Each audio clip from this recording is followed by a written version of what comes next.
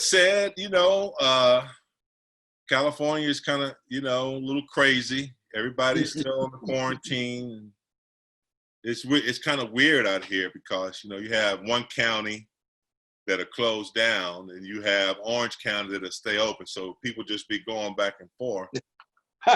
Taking the virus wherever they want to take it. Yeah, the Ventura Beach is open, but we're closed. So everybody from here go down there. So, man, they got to get it right because it's crazy. Fortunately, I get out on the golf course early in the morning. That's my only outlet. You like every other brother I know right now and I know you didn't golf when you were coming up in school. Mike Woodson talks to me about it. Dana Barris talks to me about everybody sitting there, Purvis Ellison, everybody. How did you get into it? Because that to me is crazy. I'm surprised you have not.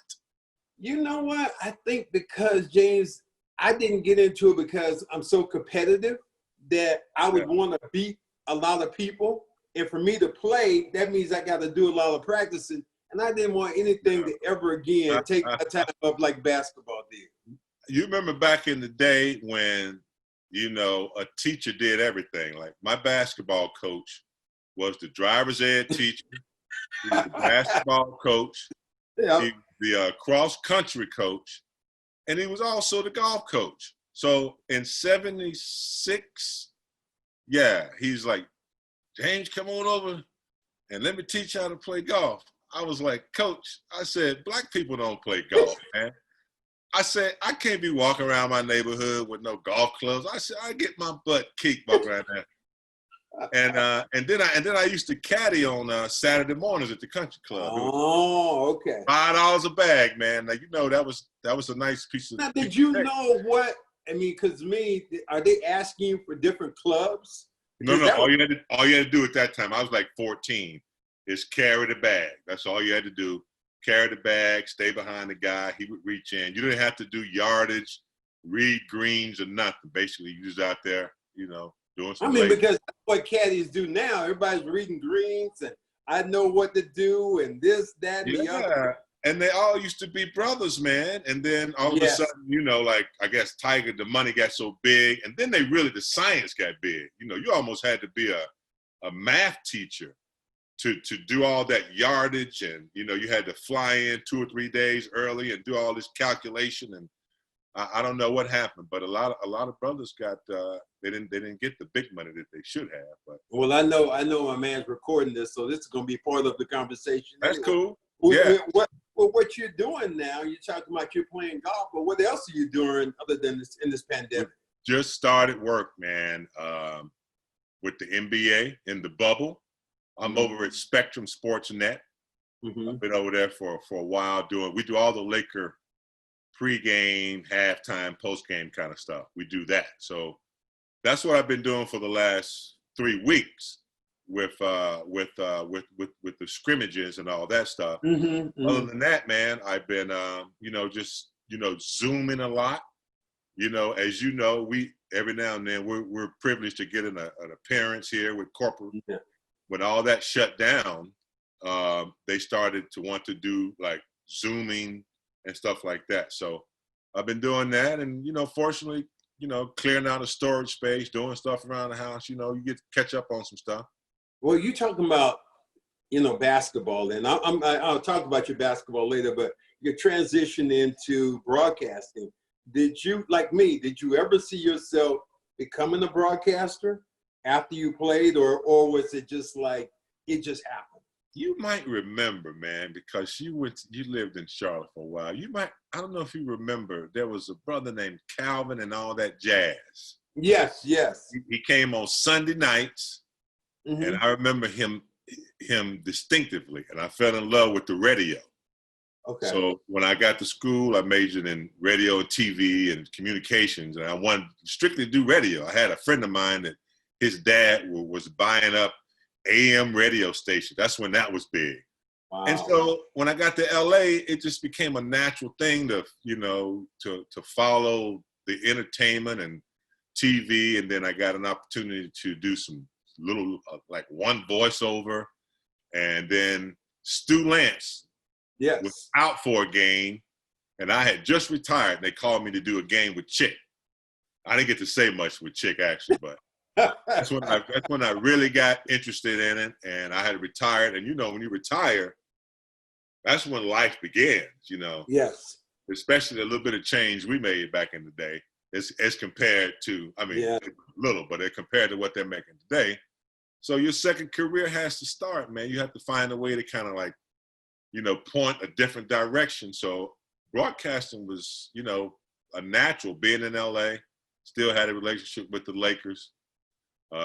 Started out with a small station, and actually I sucked at the beginning. I wasn't good. We all did. That Yeah.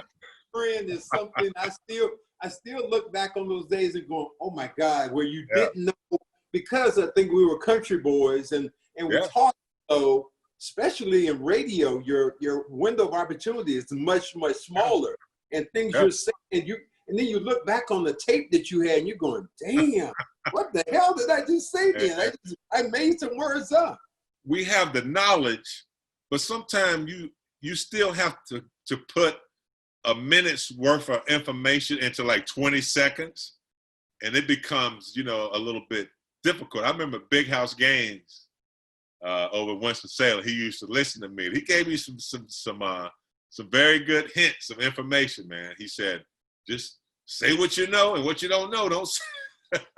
And he said, prepare yourself, have some notes. He was just giving me some tips, man. And I took a broadcasting class for about 2 weeks to kind of settle myself down.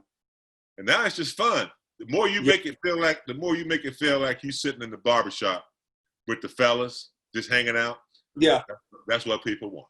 Well, one of the things I saw that you did, which is nonverbal, is the cigar that you're smoking after after you beat the Celtics. That's just as nonverbal, but it's a powerful message to your listeners. And it just like, I was like, that brother is not smoking a cigar like Red Auerbach. It just lighten up. Man, I remember Red smoking his cigars. Even before we played you guys, I just remember the history of his cigars. And for some reason, it was just cool. You know, it was like a big celebration to light up that cigar, and I don't know why. That's where I got it from. It's one of the things I pulled from Red Auerbach, man, was that victory cigar. That was it. How did you, this would be interesting to me, how did you transition? Now, I know for me, it was like transitioning from Kinston to Charlotte was already big, but Kinston to Boston was big, but you to transition from your place, from Gastonia to Chapel Hill to Los Angeles, that's a huge leap.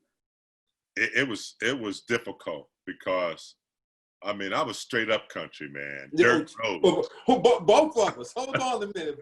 I know. Look, you came from a bigger city than I did, so I don't even know what you're talking about. Man, but you know, man, it was tough because I was always kind of an introverted kind of a guy. Didn't say a lot. Didn't really have like a huge foundation for communication. So but you know, basketball is my outlet, you know, ever since like 8th grade. That's where I did all the talking. So coming to LA, man, I was a little standoffish. I did a Sports Illustrated article, and I can't remember the writer, but he asked me about LA, and I already had an idea about what I thought LA was about. I said, well, you know, they're a little plastic, and, you know, a little, you know, just kind of stuffy. I said those words, man, and that thing made Sports Illustrated. I had to pay for that. Everywhere I went in LA, man, I called them plastic because that's what I had thought, you know. LA, Hollywood, you know, me coming from Tobacco Road and how they thought about the South and all that. So it was difficult getting used to the population, getting used to the diversity of ethnic backgrounds, not having to get up and go to church every Sunday. You know, that was like in the South, man, if you didn't go to church, man, it was like, so it was just like, you know, it was a lot of things, the food, the weather. It was a lot for a young country, you know, guy. Not that Chapel Hill gave me all that much exposure. I mean, Chapel Hill was another small country town, got an education, but it didn't really prepare me for everything that, you know, LA presented in those early years, about 3 years to make an adjustment. Then you walk into a situation where you have one of the best players ever in Kareem, and then you have Magic.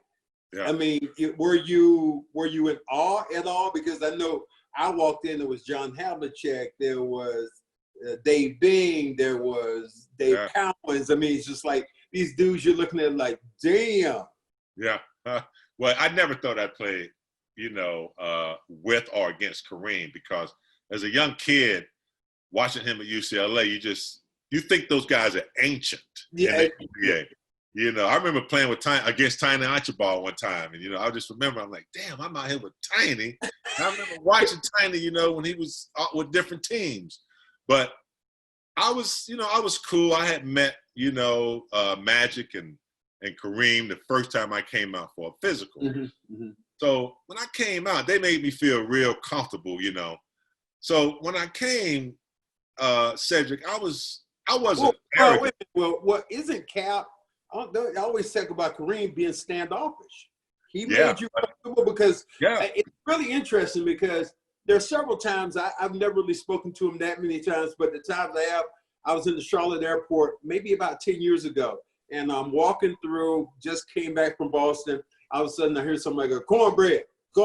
And it was Cap sitting out getting ready to go on the flight to LA. And we talked for a while, and then I played a game with him after he retired, the Gold Trotter Tour. And that's the first time I got to see how intellectual he was, how funny he was. Just, he wasn't the introvert and the stuck-up person that most people said he was. I think he was misunderstood.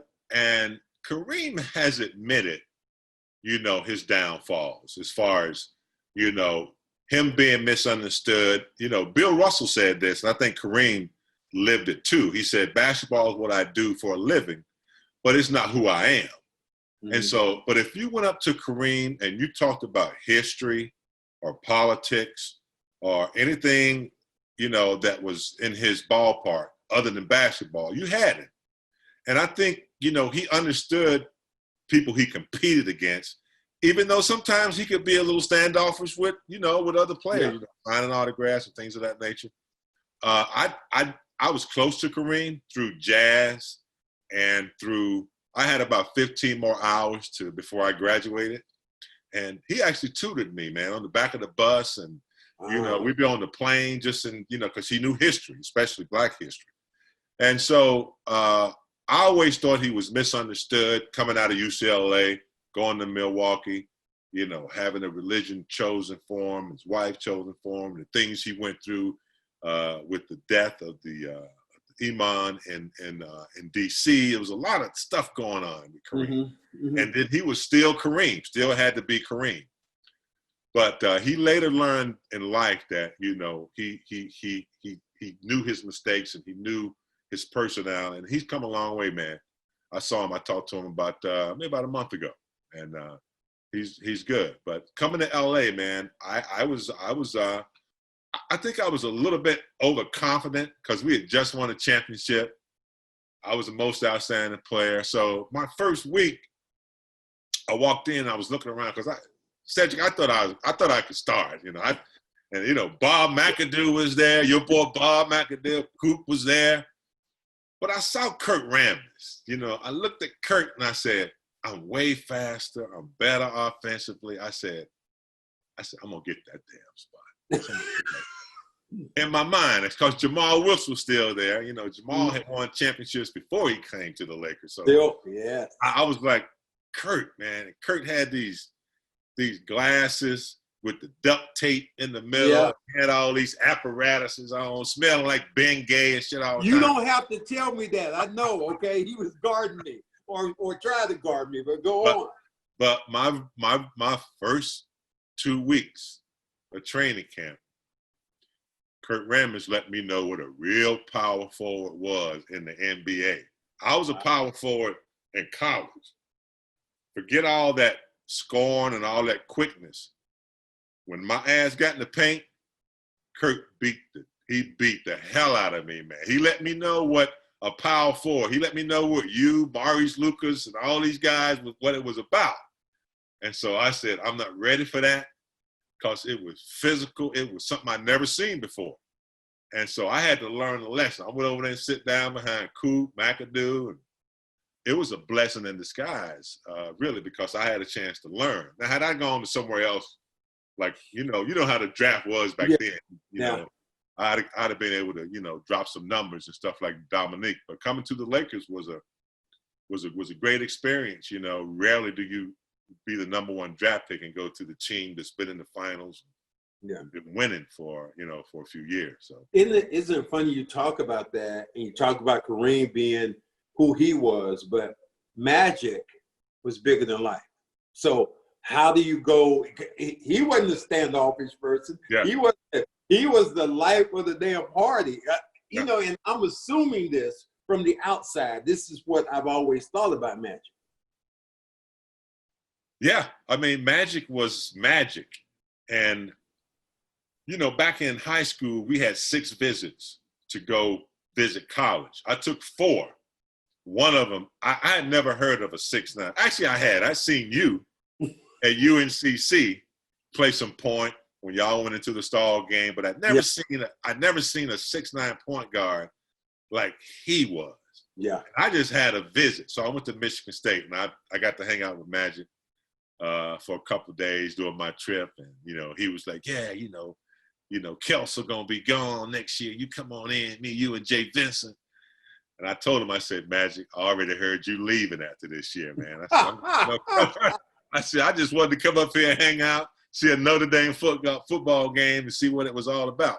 54,000 students. I couldn't have handled that coming from Gastonia, man. But Magic was, even then, even before I started to play with him, it was, like, I don't know how to explain his personality. It's just something about him as a person that he's tapped into how he can just will stuff, you know, on the court. Very demanding as a teammate, to the point where all I wanted to do was just like play. So there was a little friction with me coming from a small town and not wanting to adhere to all this, you know, LA, Hollywood, this is Magic's team. I knew that because I knew Kareem had said, okay, I know I'm Kareem, but I know this is a personality that I can't compete with. And so, yeah, man, Magic was good teammate. I always tell people, if I had to pick one player to start a team, he's a winner. And he makes everybody else around him. And you've seen a lot of players like that, but he was very demanding. And then I realized that they were going to trade me in '86. Wow. This is after we beat you guys in '85. And it was because Houston beat us, but I don't know if my personality was all the way there yet. And so I realized, you know, sometimes you got to follow. You hear this all the time. You got to follow before you lead. And so, you know, Kareem was there. Coop was cool. We had some good teammates. And everything, you know, settled in. Jerry West didn't want to trade me. I told him, he said, you don't want to see me coming back up in here in the Forum. There was, when that kind of stuff happens and you lose a series, and I can tie it in with what happened to us in '85 when we lost to you guys. Yeah. That I was hurt, I didn't play, and it just seems surreal to me that they would blame you and say, well, we lost because you didn't play. And I said, well, we had 4 guys who were Hall of Famers. We had another guy who was an all-star. We had all these players, but I must have been a hell of a player if you guys going to say you lost because I wasn't there. Did you feel that same way? In a sense, yeah, because, you know, I knew the contribution I was making, and I hadn't even kind of reached my prime yet. We had lost to you guys in '84, which I know we're going to talk about, '85, and then '86, we just got beat. You know, Houston, we may have taken our regular season for a little bit for granted, but Houston, we lost McAdoo. You know, we lost a big part of our bench. Yeah. Maurice Lucas came in, and the dream was just too much. Phew. The dream, Rod Higgins, you know, Lloyd, Reed. Yeah. I mean, you guys beat them, but, you know, they weren't no joke when they played against us. And so we just got beat, man, and our antennas weren't up. But yeah, in sports, there always has to be a scapegoat. Maybe, maybe, I didn't score enough. Rodney McCray was a pretty damn good defensive player, Yeah. And it just didn't get done. For what they were going to get, Roy Tarpley at the time was a monster. Yeah, he was a beast. Unfortunately, he had his issues to deal with, and Mark Aguirre was also a scorer, and they were going to get something else. And I think if Roy Tarpley had been, up to par, that would have been a good trade, I think. Yeah. And again, 3 players. But because, Jerry West didn't like the fact that it was just going to be Mark Aguirre versus me, and he knew I'd fit in, and things worked out. There are times, and I'm just going back and forth. One thing you said, and I love this, and I was thinking about you when Michael Jordan, The Last Dance, and you talked about Michael Jordan first coming to Chapel Hill, and you said for a day or a week, I was the best player. I was the best player on that team, and then all of a sudden it's like, wait a minute, hold on. Yeah. Did it just hit you that quick? When you were playing with Michael. There's certain things you can see. I saw him in high school. Know he had some talent. His attitude outweighed his athleticism and his athletic ability, which was high. But he's a hunter, and he sought me out. I was the best guy on the team, and he had to see, where he measured up. And so every day after practice, 2.5 hours of practice, then you got to go back to study hall. You remember that college routine? Yeah. And you're tired. You just ready to go to get that meal and go to bed or whatever. And Michael pushing me back on the floor. Where you going, young fella? Calling me young fella. Where you going? Let's go play one-on-one, 5. He just always was doing that. But when he got the science and the theory of the game down under Coach Smith, a lot of drill work, and he just hated to lose, Brad. He hated to lose anything. Backgammon was like losing an NBA playoff game to him. Coach had him in a running group that was slower than the fastest group. He asked Coach to put him in the fastest group just so he could show those guys that he could dust them off. That kind of attitude right there. And then it didn't take him long. I said I was better than he was for about 2 weeks. Actually, it was about a month. But when he got the theory down and started understanding how to not use so much energy, but the energy that he had and combined with the talent, how to use a pick, timing, it was something to see. Sam Perkins, he dunked on Sam Perkins and I one time in practice. He came between us and split us and did one of those double clutch Dominique things. And Sam Perkins and I looked at that and I was like, damn, that's all you can do. He's here. And that year, right around the ACC tournament against Ralph Sampson, we don't win that year without Michael. I know I was the most outstanding player, but there were some big shots in that Georgetown game. Yeah. And even before that against Virginia, and he had a ride, man. Now I tell him all the time, you couldn't win nothing else without me in college, but he ain't trying to listen to that right now. You've been on, I guess, the doorstep of history too. Tell us what it was like when Magic had the whole thing with the HIV announcement that he made, because that just had to slow everybody. As a player, would have had to shock me as a teammate. And Absolutely. not knowing how HIV spreads, just go through that. The first thing you think is it could be any of us, and so that's what the fear and the anxiety that comes on you, just knowing about AIDS in general. But to have someone that close to you experience that, and at that time, nobody knew what it was. Everyone thought it was a death wish because the medicine wasn't advanced. We didn't know the timeline of how it affected you. Now, he hadn't become AIDS full blown. He just had the virus. Yes. And so we were at practice at Loyola Marymount, and practice got stopped, and they told us to go straight to the forum. And they said, don't turn your radio on or anything. So you know when they say don't turn your radio on. Click it's on. Yeah. So we're hearing it on the news. The Magic had missed a little bit of exhibition. I just thought he was trying to renegotiate his contract or something. But it cost that year, I think myself, the owners were doing insurance policies on some players. So I remember getting the test, Magic, and I think it maybe one other player, I can't remember who. And so so that's how we heard about it. And then your gas tank goes empty.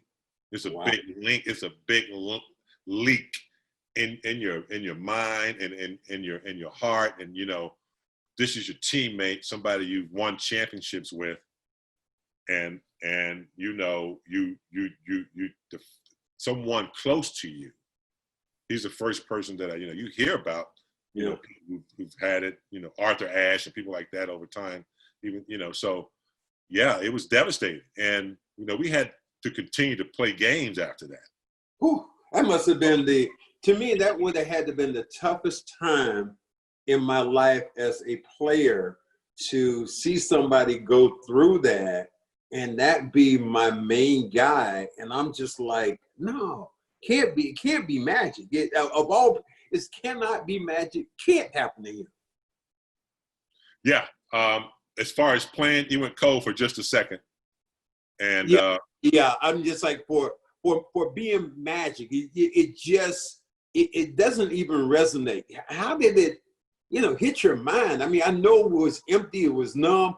I can't even imagine driving home after that particular announcement without getting to my family and just going to them. You can't because it's your teammate. It's somebody you sweat with, you played on the court with, you've flown on airplanes. It's family. It's family. It's not your immediate family, but it's family. And so you feel sorry for the person.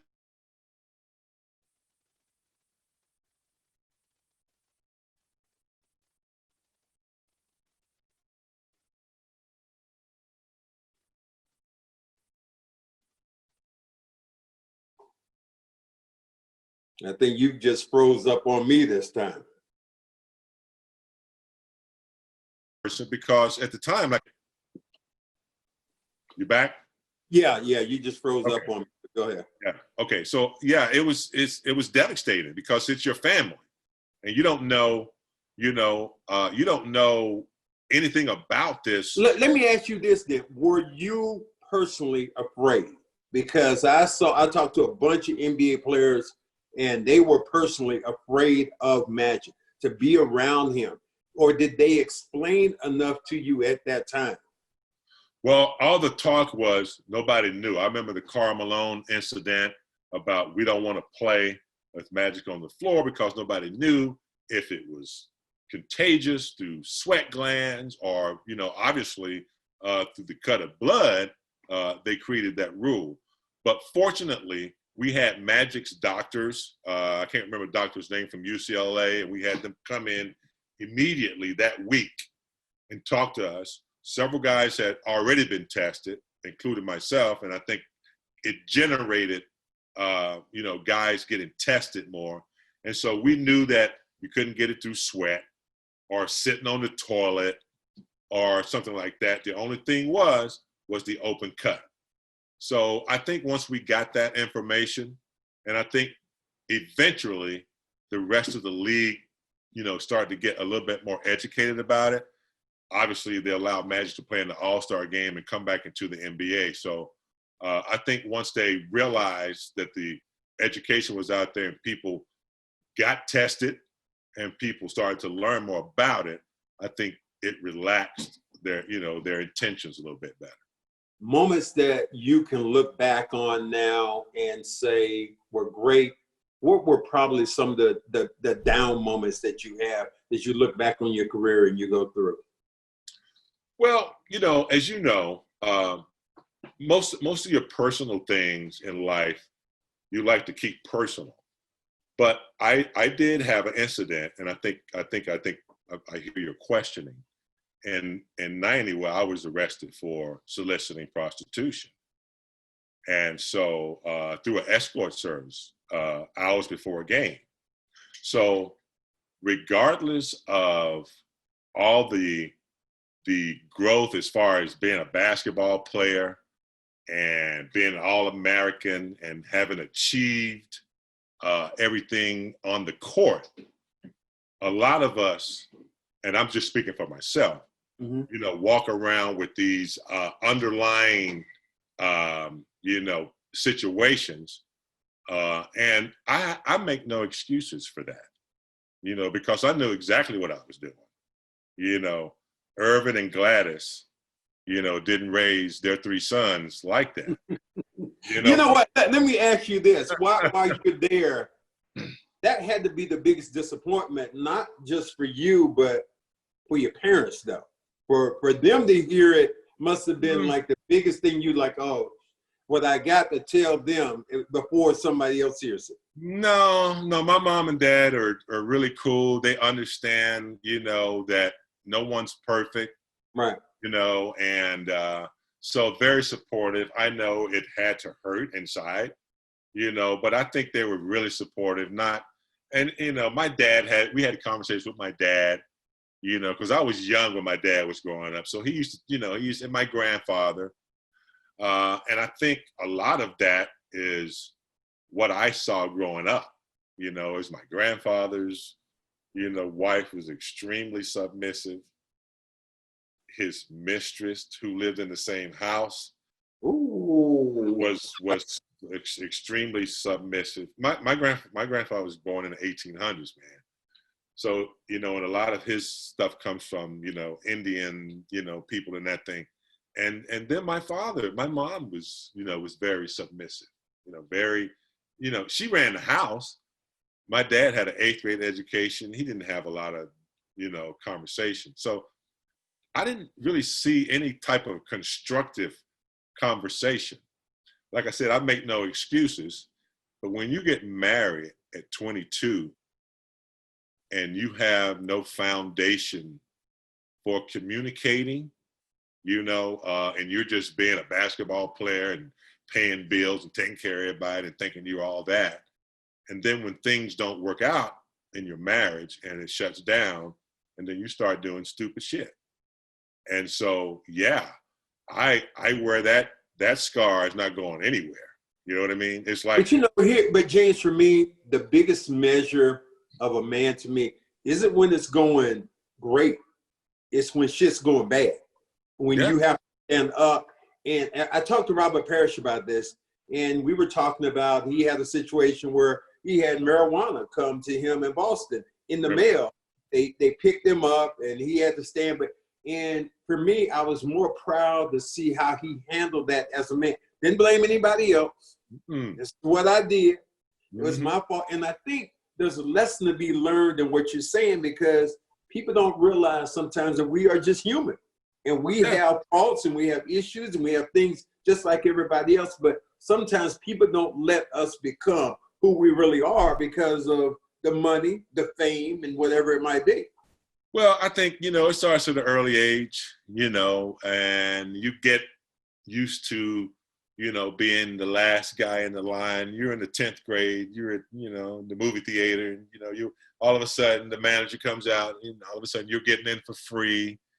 You go to college, you get a couple free meals here, a couple special treatment. You kind of, if you don't, my parents were great. My parents were, they were grounded, but still, you move through life, and then I probably dated, one girl in high school and maybe and maybe a couple, had some fun in college, and then met my wife in college, and we got married just based on a great Cinderella story. I mean, she was an awesome cheerleader, and I was an All-American basketball player. Why not? Yeah. We laugh about it now. I mean, we have two beautiful girls out of it. So sometimes I think, maybe that's why, we were together, and whatever my kids are going to do. And so it's all good. But like I tell people, man, you can't make excuses. Even though there might be surrounding scenarios that, like, I didn't really know how to communicate to my wife. I was like, and I just didn't have that communication, you later on in life. So, yeah, you look back at as a young kid now. As I look at myself, when I was married at 28, I'm thinking like, what the hell was I doing? I was still in the NBA, 28 years old. Yeah. As a man, you think now, I shouldn't have got married till I was 40. I mean, I have great kids because of it, but the NBA is not conducive to marriage for a young man, especially because there's just too many distractions out there. Well, I think it should be against the law to get married before 35 anyway, for any man.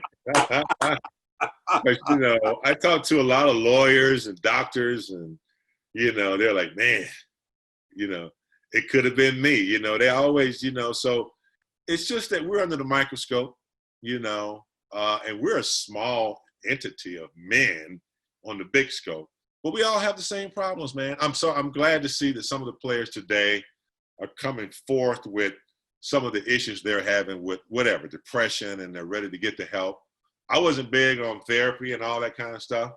Made you soft, didn't it? That sounds soft. Yeah, that's where you grow up, man. Soft ass out of here. You might talk to the preacher after church for about 5 minutes or at the barbershop, but that was about it. But then you grow older, you just need to vent. Mostly than trying to, become a new person.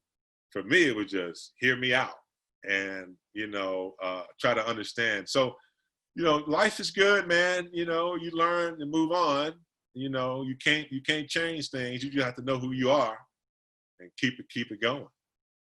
I'm gonna move on a little bit. Talk about what's going on now in the NBA, the bubble. How do you feel about the bubble?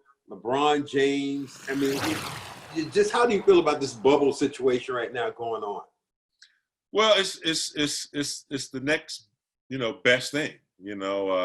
I don't know Commissioner Silver that well. We had Stern, and before that O'Brien. I only had O'Brien for a year, but he shut it down. We were about to do a game. We were about to broadcast a game, and they shut it down in Utah, I believe, and then the next game was in New Orleans, and they shut it down. So he was the first one to kind of take it really seriously, and then to have a plan. I don't know if any other sports can have a bubble like the NBA has. It'd be kind of difficult to do, but since they've created that bubble, and the tests have been, if favorable for the NBA inside that bubble, I think people will watch it on TV. It's a little different, but people are watching it.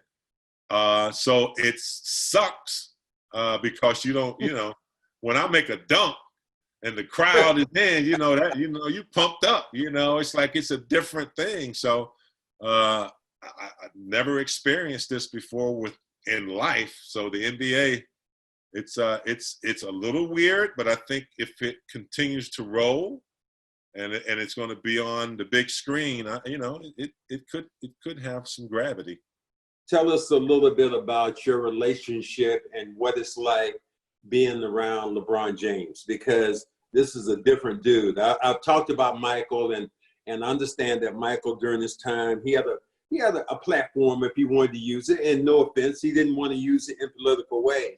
But you see LeBron James, and every time there's a political, if there's a social issue, LeBron James is out front, and he's a whole different animal. Tell me what you know about him. Well, I know him to be a extremely conscious brother. When we look at the photo of, the civil rights photo and the economic empowerment photo of Jim Brown and Muhammad Ali and Bill Russell and Bill and Kareem was a young kid then. I think of LeBron in that manner. He grew up in a way that has made him see it all. You know, homeless with his single mom in Akron, Ohio. He came up kind of really hungry, like figuratively and, you know, on the court. So he hasn't forgotten. You know, there was a time when you and I in the 70s, we wanted to say something, but no one would believe us, or you get blackballed. You want you have to keep your job. You know, I remember when Brother Mahmoud was praying because his religion out, Muhammad Ali out. So even though we had our feelings, you know, it was kind of a discrimination that you had to hold it in. Yeah. Because you didn't have the power of the press, you didn't have the power of ownership. It's different now. And LeBron recognizes that his platform is huge. And not only is it huge, he's doing the right thing with it. He's making, you know, his missions known, and he's making it happen. So he speaks, you know, he's quiet, but when he speaks, it's like E.F. Hunting, man. Everybody goes quiet. People don't even know. Google E.F. Hunting, you youngsters. You don't know. Yes. But yeah, he's solid, man. You know, off the court, he's huge with his schools and Breonna Taylor and the messages that he conveys that are point on. So I can't do anything but put him in the category of a great activist during his time. Your battles with the Celtics, actually, we've always talked about those and your relationships, but I'm going to go with the civil rights situation because you told me that you had you say you had an uncle who lived in Boston. Yeah, and for a while. And told you about how Boston was and gave you the impression of what Boston really was, and that stayed with you for a long time. It did, and you know, it was during the time, I think in the late 60s, 70s, when busing was a big issue. You know, black kids being bused into the white neighborhoods. I went through integration through the 4th, 3rd grade. I don't know if you did, probably. Yeah, I did too. And yeah, so we did that. No white kids came to Highland Elementary to our school, but we all, and you know, the first year they took all the athletes. Second year they took all the band members, and then the 3rd year they let everybody else come. Not the academic students. They took the football players and basketball players, let them come first. They started winning state championships. But it was the civil rights. What was your question? I got off. No, I was just thinking about how it was being black and all the things that kind of go on that made you who you are, because you and I live the same way. And in fact, I was born earlier, so I went through the same stuff in Kinston.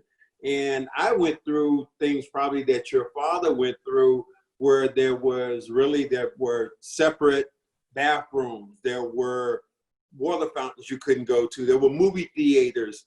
You were kind of at the tail end of that. Absolutely. When all that happened. Your parents knew more about it than you.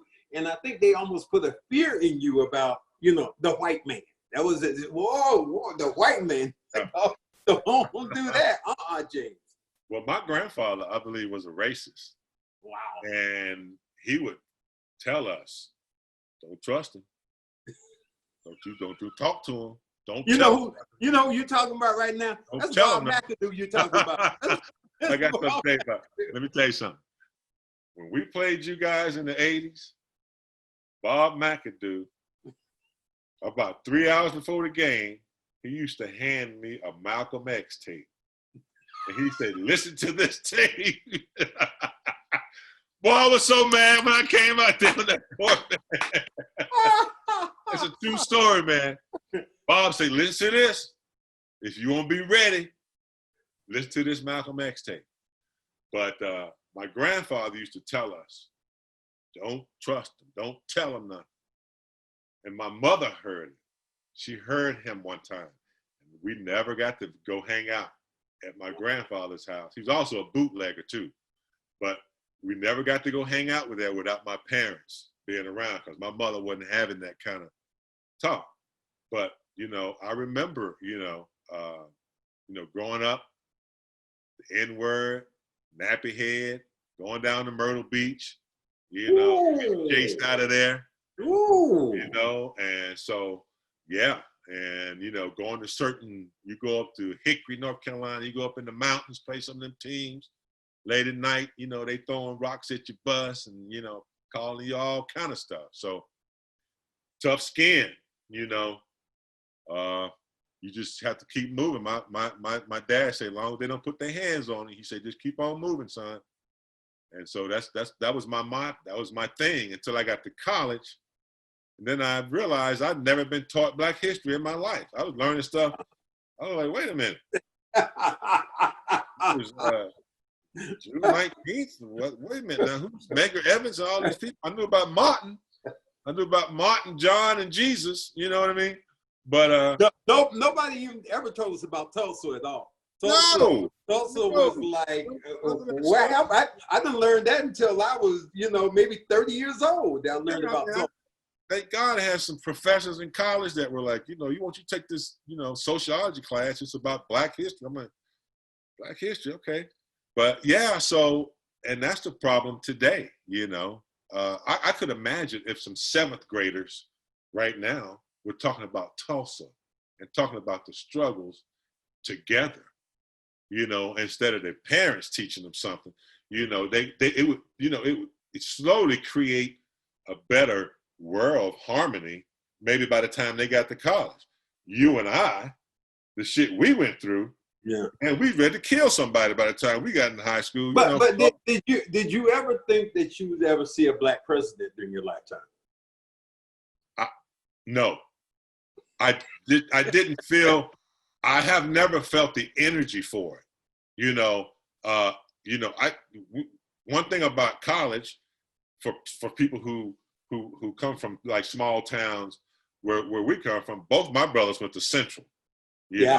Both my brothers went to Central. So they were 7 or 8 years older than me. So I saw a lot of their stuff, but, going to college, I didn't even know what a Jewish friend was. Wow. So I went to college and, all this diversity from New York and all around the world. And then you started to travel, you start to understand that, this is a big world out here. And then your mind starts to open up a little bit. Gastonia is just a small part of the big world. Wait. Gastonia, it seems like Kinston, like people who are in Gastonia or in Kinston never leave. Yeah. And some of the people you go back now, you're like, damn, Junebug is still on the corner. You'd be like, y'all got a Junebug too?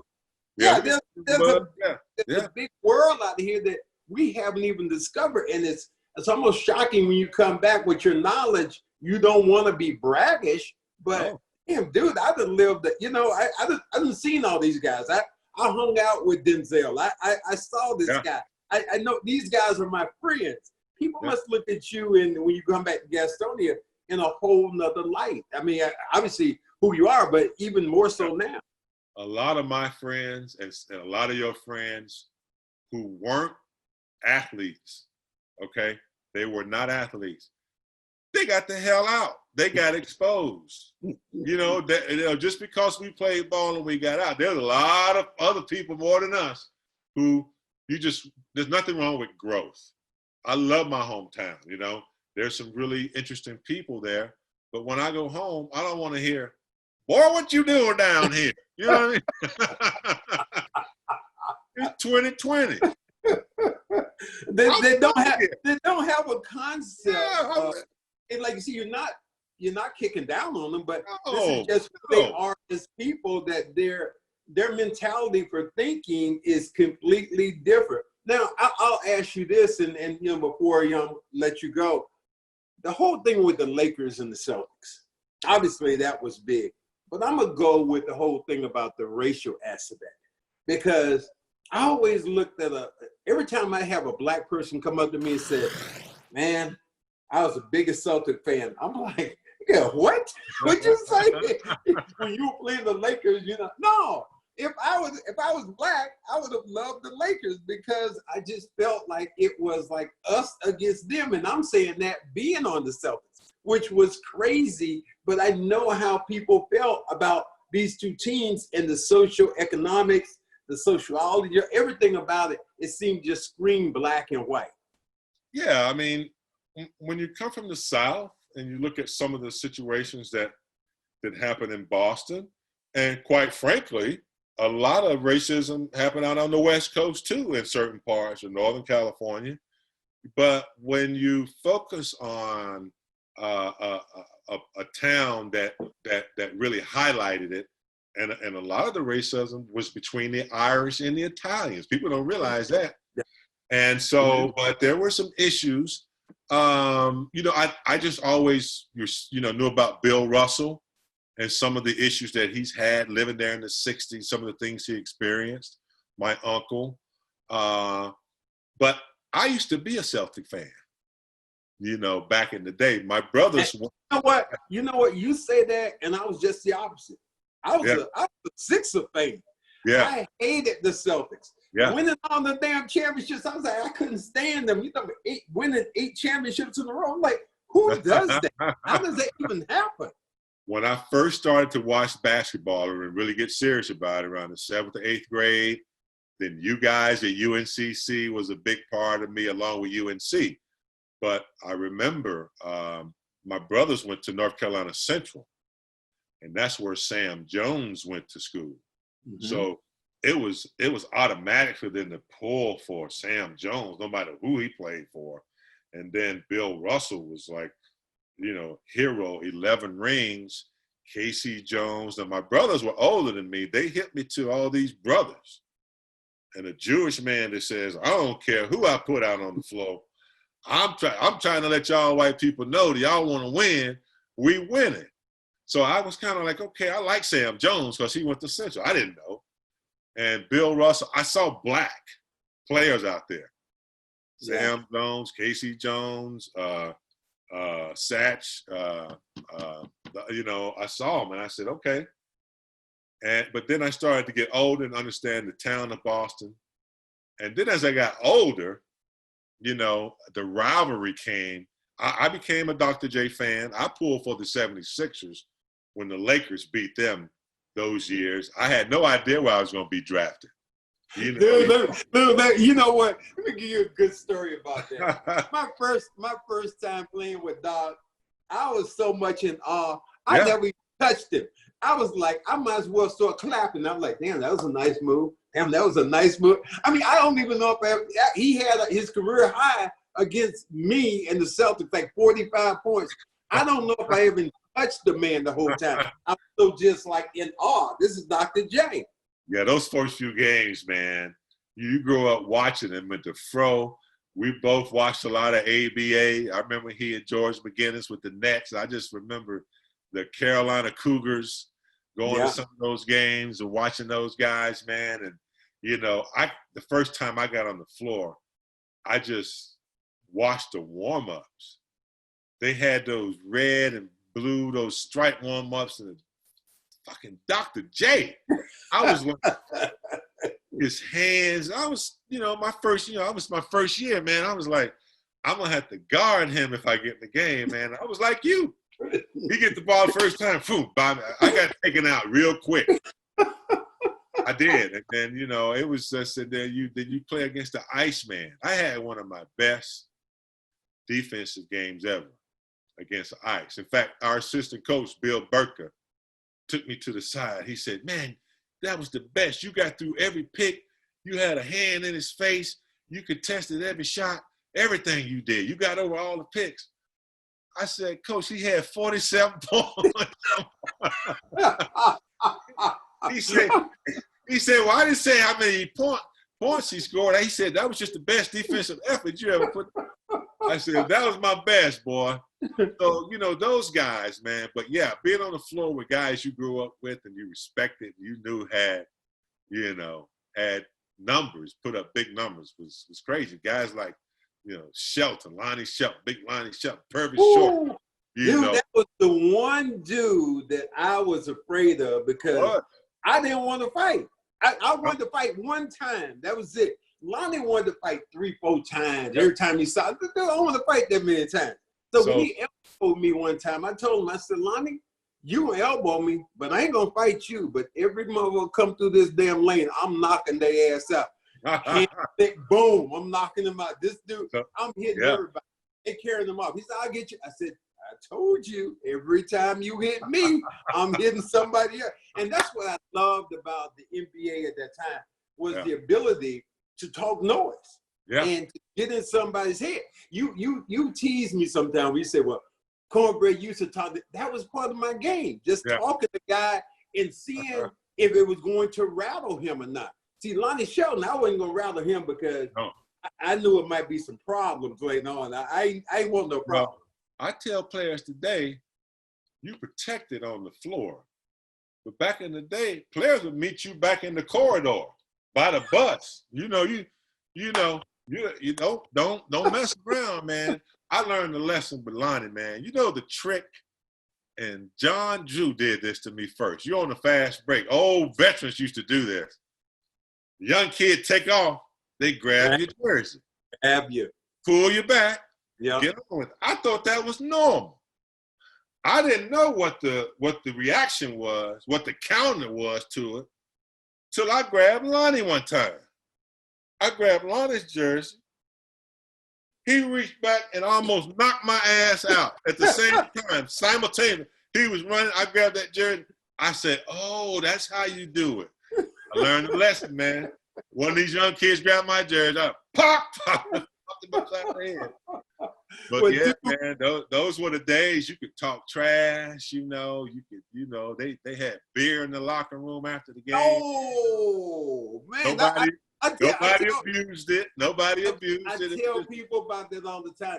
To me, the last question I give you is, how is it when you have some of these young boys who recognize you? Because you come in, you're James Worthy, I'm Corey. And mine happened to me after this Lakers 30 for 30.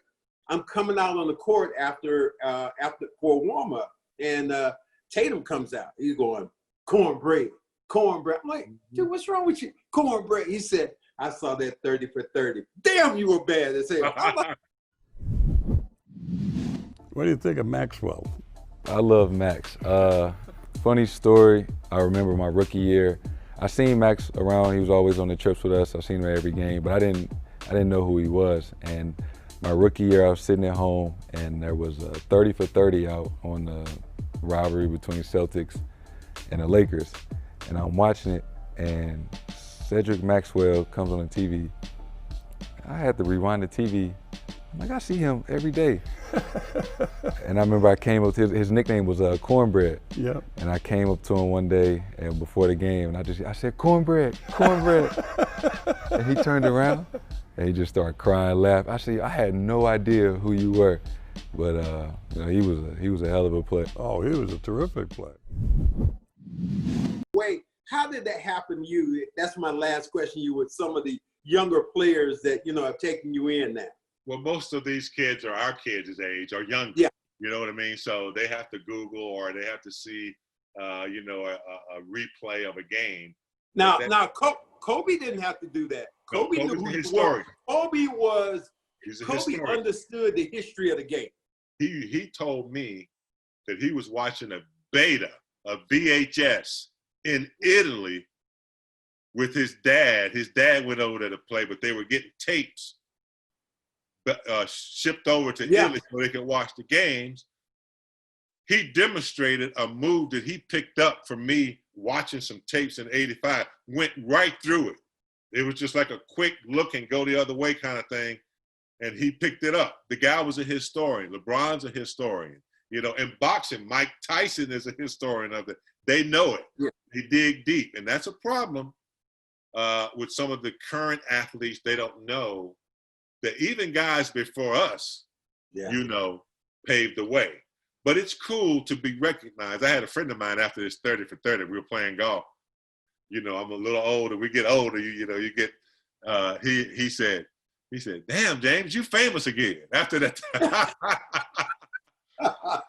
I said, "Man, get out of here, man." But it's kind of cool guys who recognize some of the old farts that kind of, when we came around, wasn't no big TV deal, wasn't a whole lot going on. So it's nice to know people who came before us, the Russells, the Casey Jones, the Koozies, the Heinzens, guys who helped develop the players union, all that kind of stuff. So here we are, Brad.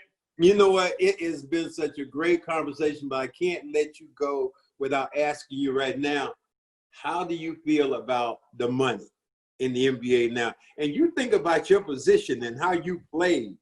Man, you wouldn't be, what part of LA would you own? I'm looking at some of the cars and the buildings. Yeah. It is crazy. I was the #1 pick.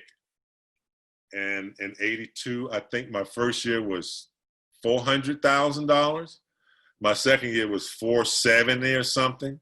Third year might have been $5. And I remember some veteran players was like, "How in the hell you getting $500,000?" You know what I mean? And then David Thompson got $800,000, I think, '87, and then the TV came in, and then the global international came in. Commissioner Stern, I give him credit for that. It's a different setup now.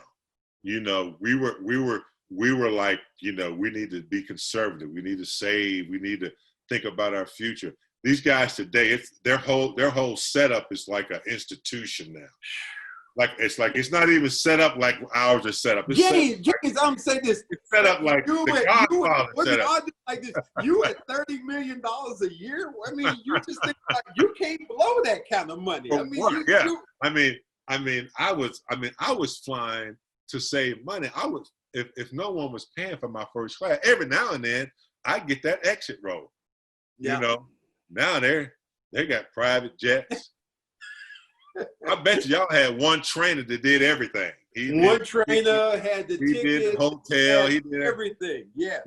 These guys today got 5, people following them around. It's crazy. I can't even. I've accepted it because it's their time.